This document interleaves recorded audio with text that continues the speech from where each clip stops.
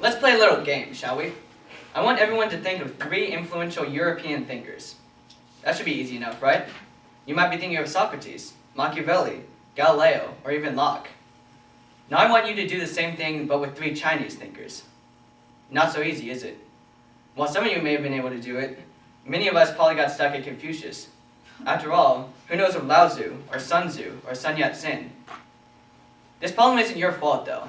It's indicative of a greater problem in America, the problem of America's ethnocentrism. A problem that I feel is caused largely in part by the way that world history is taught in our classrooms in high school today.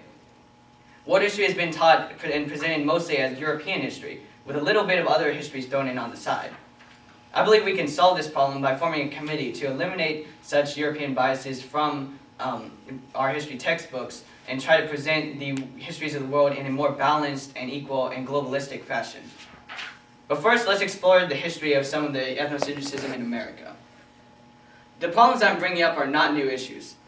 As early as the 1960s, Asians and Hispanics have been demanding courses that teach their own history.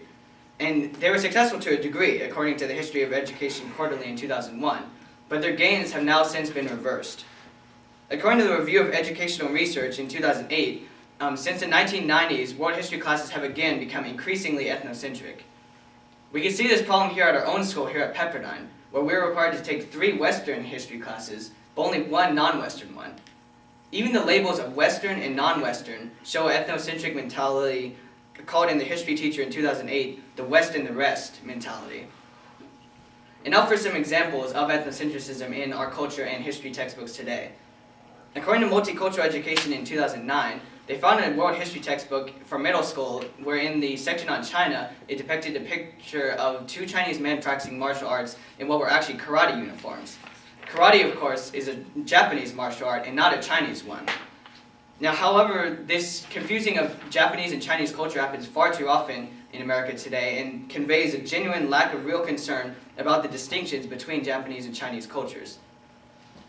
After the tragic events of 9/11, the reactions of the media and of the common people showed a real lack of knowledge and understanding about the Middle Eastern culture and society, causing, according to Educational Leadership in 2002, many historians and educators called for stronger international and multicultural curriculum to help better foster understanding of the Middle Eastern culture.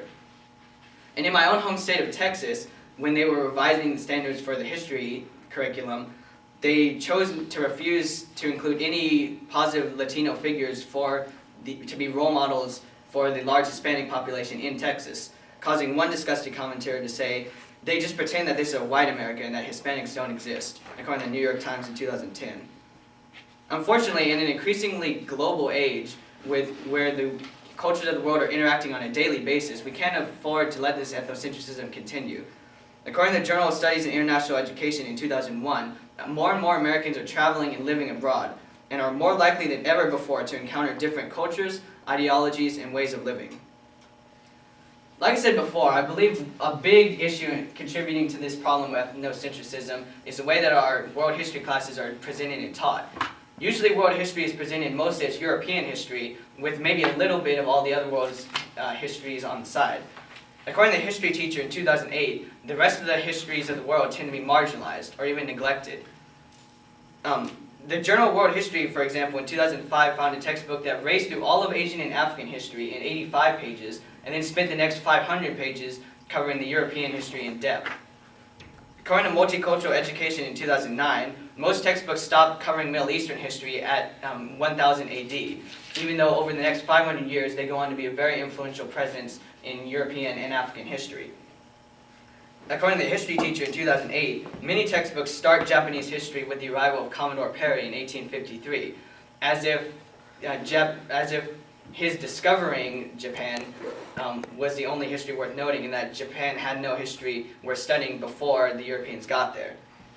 And finally, one history textbook refused to include any pre-Columbian American or sub-Saharan African history because they perpetuated the undemocratic rights and other such systems of submission, according to the Journal World History in 2005. Now, unfortunately, this conveys an extremely harmful and detrimental message to our students, by telling them that the European culture and history is the only one we're studying, and that the rest of the cultures of the world are either less worthwhile or not worthwhile studying at all. And not only that, but it can raise an even more harmful message to the students of non-Western and non-European descent by telling them that the European culture is superior to theirs, and that their own cultures and ancestors didn't have any history or culture worth studying. According to Multicultural Education in 2009, this produces troubled people who grow up unsure of who they are, where they belong, and how much respect their people really deserve. I experienced this firsthand when I went through a world history course in high school like the one I've been describing, that taught almost exclusively European history. The message that this conveyed to me was that the European culture was the only one worth studying. I didn't even know that my ancestors had a culture and a history worth knowing until my brother went to Shanghai, China, and became an Asia Studies minor, and then started to tell me the fascinating facets of Asian culture and history. When I gave you speeches earlier in the semester about Tiananmen Square and Mao Zedong, that was not only the first time that maybe you were hearing that information, it was also my first time delving into the deeper history of my ancestors as well. Now, I do believe that this problem can have a solution, though. I propose that we create a committee which would examine history textbooks to make sure that, to minimize the European bias in them, and to attempt to present the material in a more even, balanced, and globalistic fashion. Now, this panel would be made up of historians so that they would be qualified to make accurate judgment calls, and public schools would be required to use textbooks that were approved by the committee beforehand. Now, something like this has been tried before. The UCLA tried to publish something called the National Standards for History in 1996. According to the History News Network in 2004, though, they were viciously attacked by Lynn Cheney, Dick Cheney's wife, for being too politically correct. Too politically correct. And because of that, the efforts were killed. Now, teaching history in this globalistic fashion will also help our students become better global citizens. According to the Journal of World History in 2005, it would help students and citizens learn to deal constructively with the world beyond their own societies by engaging in it and understanding it. But now for some objections. Some people have argued to me that because America finds its roots in politics and law in the European history, therefore we should study European history more. One commentator even said in Multicultural Education in 2009 that history should represent Western civilization as an entity that possesses better institutions and values than other cultural entities. However, isn't that the very definition of ethnocentrism, saying the Western cultures and its products are better than that of other cultures? Not only that, but even if America is politically tied to European history, our current citizenship is still extremely diverse and from all over the world, so we can in good conscience teach and focus on European history alone. Another thing is some people have told me that their world history classes in high school were indeed balanced in the way that I'm proposing. However, if that was the case, then such courses and such textbooks wouldn't have anything to fear from examination by the committee.